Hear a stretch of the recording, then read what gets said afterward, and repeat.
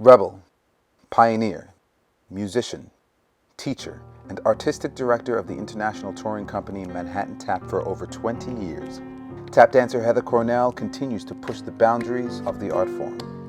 This interview affected me like no other. Having prided myself for so long on my grasp of musicality within the dance, Heather gently ripped me apart and inspired me to pursue even greater heights of musicianship. Let's go back.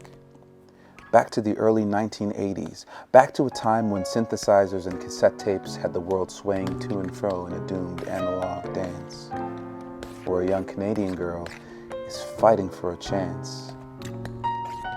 The Interviews is a series about survival, how to survive in a life of tap. In pursuit of this question, it is with great honor that we sit down with Heather Cornell.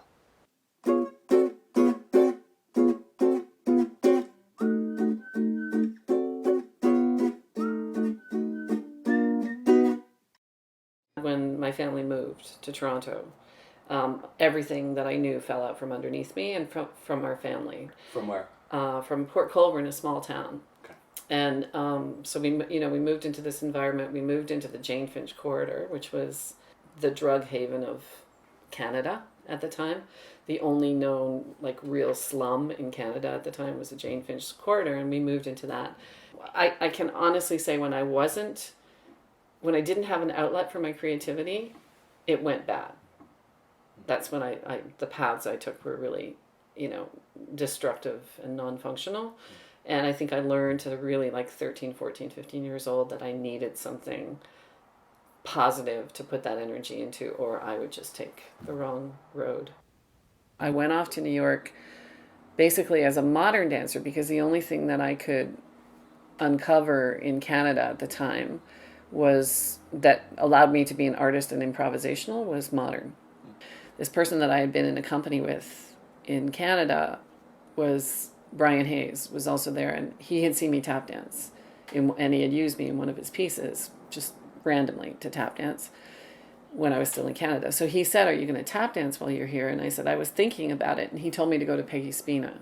So I went to Peggy Spina and took one class, and she said, "You know what, you need to go to Cookie Cook." And this is a story I've told a lot of people, but it's true. I was walking down the hallway at the Clark Center, terrified, going to, find Cookie Cook.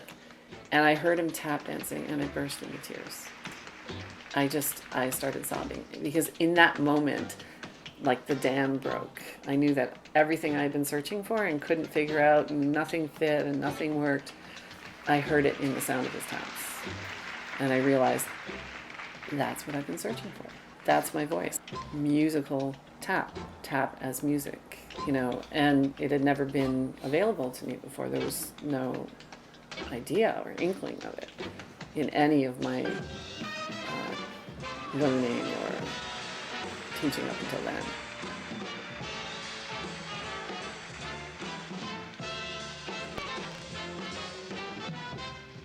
Cookie was a pickaninny when he was 4 or 5.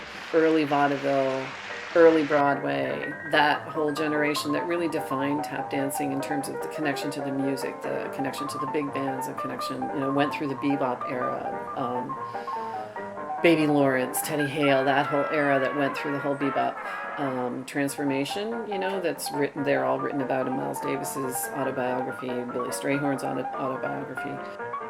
I wish I had gotten Ray Brown talking on camera. It's one of my biggest regrets is that I never filmed him, because he was a real advocate for tap and loved tap dancers and talked all the time about sitting in the audience when Charlie Parker was playing, and every cat in the scene was sitting in the audience, and every musician wanted to get up on that stage. And who did he call up? Baby Lawrence. And he made a point of telling me this dozens of times because he loved the connection. He loved what the tap dancers and the drummers did to the whole movement of bebop, the whole transformation of the music, And so when I teach, I explain to people that my style is post-bebop but I'm very rooted in the traditions pre-bebop because of that. You know, if you look at the dancers, Cookie Cook was definitely a pre-bebop dancer. You know, the root and heart of his technique that he used on stage came from those traditional steps. You know, he did those traditional steps. However, he lived the entire life of the music, and so obviously moved into improvisation by necessity. He didn't even start as a tap dancer. But if you look at somebody like Jimmy Sly, then you get more the post-bebop, you know, type of improvisation. Or Buster Brown, pre-bebop, you know, in terms of the way he formed his phrases, right? And how evident the traditional material is in his phrases. Even Chuck Green, I would say, is in essence pre-bebop because of the way he formed his phrases and the amount of repetition you saw in his technique. You know, brilliant as he is, I don't think it's a qualitative thing. I think it's just a historical thing. One of the things that gets morphed is this editorializing of what really happened in history. Nowadays, everything gets colored by what's trendy and what's cool, and that lens is put on history instead of history just being what it is, respecting and loving every part of it, and knowing that without those early styles, we wouldn't have what we have today at all. And so I went into Cookies, and then he set me up with, I studied with him for a year and then got a job with Jazz Tap Ensemble. And was working with JTE 84, 85 for that season. And then had been talking to Tony Scapino, Jamie Kineen, and Shelley Oliver, who were three of my best friends, about them all meeting each other. And that was the beginning of Manhattan Tap. First gig we had was in Toronto. And we had 20 minutes of material together. And we went and did our 20 minutes for them suite in Toronto. And then we got this great gig at Douglas Fairbanks Theatre. That was in 85 or 86. And we got an agent out of that. An agent saw us on stage and they said, "Do you have a show?" And we said, "Yes." And we got in the studio and got busy and made a show. One of the many new ensemble groups springing up around the country, Manhattan Tap.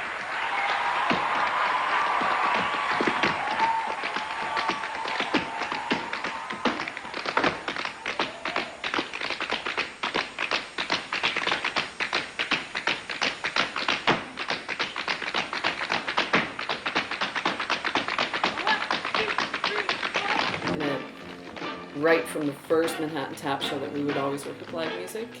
And it's funny because I've said this to students all over the world, and I always get the excuse, it's impossible, you can't do that here, it's too expensive, it's blah, blah, blah, blah, blah.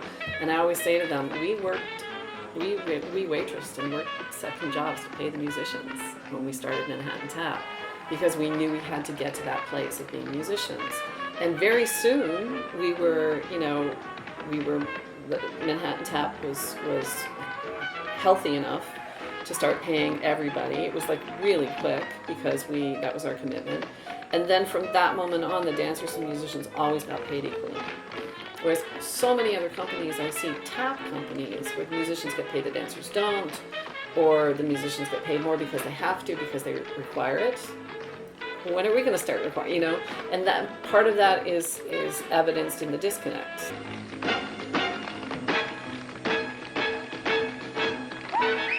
We were together for about 3-4 years until Tony died of AIDS at the age of 32, just shy of his 33rd birthday. And that kind of spontaneously combusted the group. Tabango was the next one in, but at the time it was called Urban Van Cassie. He moved on, and then Bob Carroll took his place for a heartbeat. And then the next sort of life of the company became Jeannie Hill, who had been an apprentice for 2 years, Max Pollack, who had been an apprentice for 9 months, Lisa Hopkins, and Roxy. Then I made the company really big at one point and had Tariq Winston, Julia Boynton, Josh Silverman, Jermaine Ingram was on one Lincoln Center show with me. Then I had a younger company for a while with Rhythm, Kaneko, and Sharon Aldridge, and Paris Man. And Michael Minnery kind of was in a transition between the two companies. Marshall Davis Jr. worked with me for a year. The last project, the big project I did with Manhattan Tap was in 2004, the 26-city tour of France. And I put like kind of a reunion group together with Mikey and Chicago Iwahori, who worked with me for a while. Michelle Dorrance was in the company for a bit. Nicholas Young went to Germany with the company. Sorry if I missed you. There's a bunch of people. Olivia Rosenkrantz, Maria Bostwick. And those are just company members.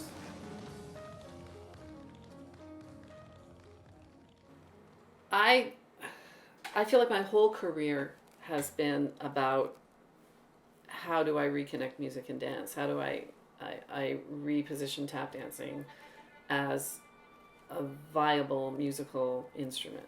In terms of really, really functioning as musicians the way they did in bebop, I don't think we're even close right now.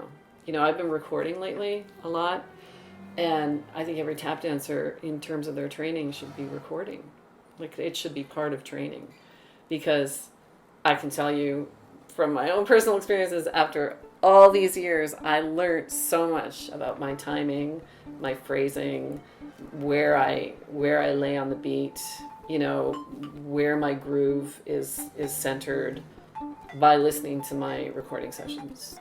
Yeah, I feel like the way that we train right now, it's interesting, but it's not post bebop. You know, you don't train step after step after step after step, and you don't train imitation if you want to be a creator. So the training to train artists to be free enough to create in the moment on stage as improvisers, which is what bebop is all about, you have to be willing to take a lot of time in the studio where you're not making sound, where you're listening. Chuck, I remember when I started taking Chuck's class, but it wasn't a class, it was us organizing a way to get Chuck from the east side of New York to the west side of New York into a studio, which might take us 7 or 8 hours. No joke, 7 or 8 hours to get him from there to there. And we might have lost him 2 or 3 times in the process. And then getting him into a studio, and he'd sit there, you know, and laugh and make that sound with his hands. And we'd be, you know, the next hour and a half would be trying to get him out of his chair to show us something. You know, that was the process that we were learning in. But in that hour, you know, where I was in the room and got to be in the room with him, I got more information than I needed for a year to work on. They were handing out this information not organized and in a direct line, but it just came out as they lived their lives. And if you were lucky enough to sit there long enough to grab it as it came, you know, then you could then go run off and use it the way you needed to enrich yourself. Are all of the elders that you've met in tap dance, are all of them masters? Oh, that's a very good question. I don't know what a master is. I think we'd throw that term around. I know when I myself felt like I became proficient. And before that, I don't, like the whole period in Manhattan Tap, I don't feel like I was proficient. I feel like I was, you know, one of the better ones in the scene at the time. But was I masterful, or which equals to me proficient? I don't think so, because I still wasn't really happy with my sound, you know? I remember the period where I started to become happy with my sound, and that was about 12 or 13 years ago. And from that moment on, nothing got easier. I still have, you know, my creativity to cope with, and all the fear and all the emotion that goes with that. But when I dance, I like what I hear, you know, and that took me probably 20 years. But I think the problem I have with the master tap thing is that everybody's a master when they get proficient. And that I question. You know, does technique make somebody a master? Having excellent technique? I would question that. You know, when I was younger, I would have a good show, I'd have a bad show. When I had a bad show, I didn't know what the hell went on. I just knew it was bad, you know. Now I pretty much always have good shows in terms of I'm happy with what I did. And once in a while I don't, and I can identify what went wrong. And so for me, that's like sort of achieving a kind of mastery over what you do. You know, when you start to understand how you get to your quality, or you start to relax into your quality of sound, you know. And so in those terms, everybody I worked with, every one of them was, you know, proficient in a very profound way. I tell everybody at a certain point, which is why I'm so clear about tap really honestly being a musical art form. At a certain point, I realized that my mentors had to switch to musical mentors because I had learned a lot about various styles and approaches to what I did, but I hadn't had a really intensely musical mentor in terms of someone who picks up an instrument and plays. And that's when Ray Brown stepped into my life. I heard about this Meet the Composer grant, which was $5,000 for the choreographer and $5,000 for the composer. And this was in 1989. So that was like 25 grand now. You know, it was big. And I went, wow, I could work with anyone I want for that kind of money. And so my list was Tommy Flanagan, Benny Goodman, and Ray Brown. Tommy said, no, I don't back up anybody anymore. I spent years with Ella and I'm not going there again. And Benny Goodman said, I'm not a sideman. And so I was trying to get in touch with Ray, and then I got Ray's phone number. I was just about to call him, and I came home, and on my answering machine, I pressed the button and it said, Heather Cornell, Ray Brown here. I'm in Japan. Call me. And I, about hit the floor. And so I got up all the nerve and spent a lot of money calling him in Japan, because at the time it cost a lot of money to call Japan. And he said, I have this piece, Gumbo Hump, and I've been looking for a tap dancer. And so we met at the Blue Note in New York a couple of weeks later when he got back to New York. And he played Gumbo Hump. And I went with Buster Brown to the Blue Note. I said, come, Ray Brown's going to play some music for me. He's like, that's cool. And so I went with Buster Brown. We were sitting there, and Ray announced me. He said that there's this tap dancer in the audience, great respect.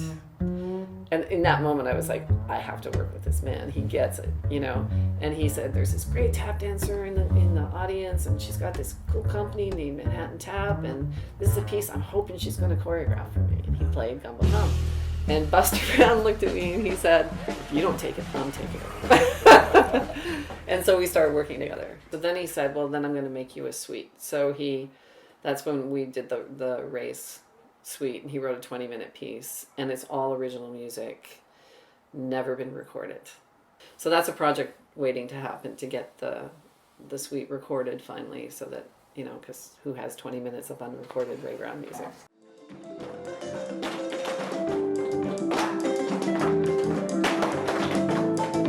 Every single class I teach is different. I've never found a style of teaching.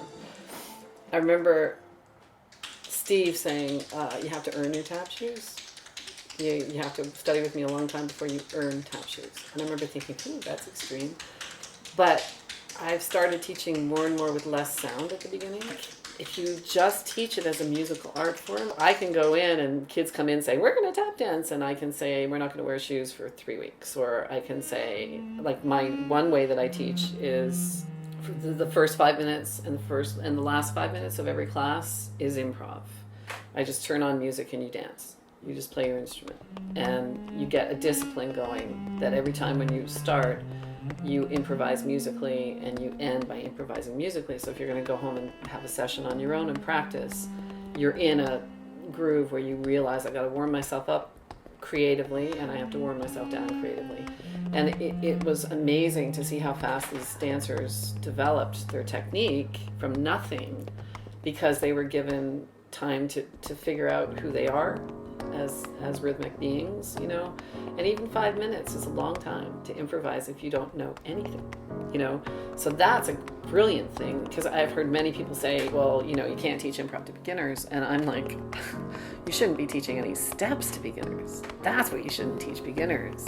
You should hold back technique from beginners because they don't even need your technique. If you just talk to them about relaxation and listening, and you do listening exercises with them and phrasing exercises with them, they're going to find the technique they need in order to make the music that they want to make. So in essence, I kind of have gotten to the point now where I'm teaching anti-technique. There's so much technique in the world right now, which I respect greatly, the level that dancers have gotten to. As any art form or sport or anything develops, they develop like this because nothing ever goes like that. We've had this huge influx of phenomenal technique over the last 15, 20 years, right? And the desire to be quiet, the desire to listen, the desire to be a collaborator, the desire to be in servitude to the music, which is real music, the desire to phrase and use space and respect groove, but groove in all of its permutations, in every tonality necessary or possible, in every speed, time, culture. There's just so much to music that we're missing right now, that we're waiting to catch up. And I'm seeing some of the dancers are starting to catch up. You talked about Thomas. I loved meeting him because it's the first time in a long time I've seen a dancer walk on the floor and let 2 minutes of music go by before he danced. I fell in love with him in that moment. It's the first time I saw him, And there's so few dancers out there right now who have the confidence or the patience to do that. Music takes patience, it takes humility, it takes deep emotional connection. It takes the willingness to feel, the willingness to listen to somebody else, the willingness to change because of what you just heard, and you realize that what you were about to say is not the conversation that's happening, the willingness to go to a new conversation. And that's the part I think is missing in a lot of the training I see. Yesterday I taught a 3-hour class to a musical theater group at Capilano, and the only tap dancing they did was the quarter note in 3 hours. And they loved it. They had a great time. They all came up afterwards and said, "That was so cool. I didn't know that could happen in tap." We learn compound rhythms as tap dancers. But if you take apart a compound rhythm and you learn it so that you hear the bass drum in your left foot and you hear the hi-hat in your right foot and you understand that there's a 2 going on in your right side and there's a 3 going on in your left side, you have so much more as an improviser to work with than if you learn da-da-ki-da-da-da-ki-da-da-da-ki, which is da-da-ki-da-da-da-ki-da-da. It's just yet another rhythm, right? But to take that apart and feel the 2 against the 3 and realize a 3 is circular and a 2 is square, and your emotions have to negotiate swinging and being direct at the same time, you will never run out of ideas when you improvise. There will never be this moment of I have nothing left to say, because it's infinite.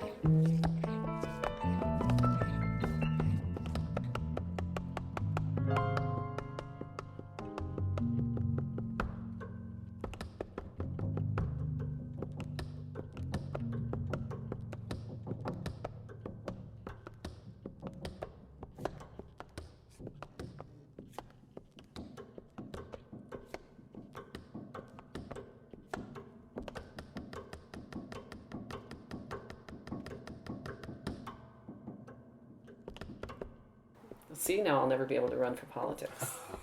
Oh well. There goes that career path.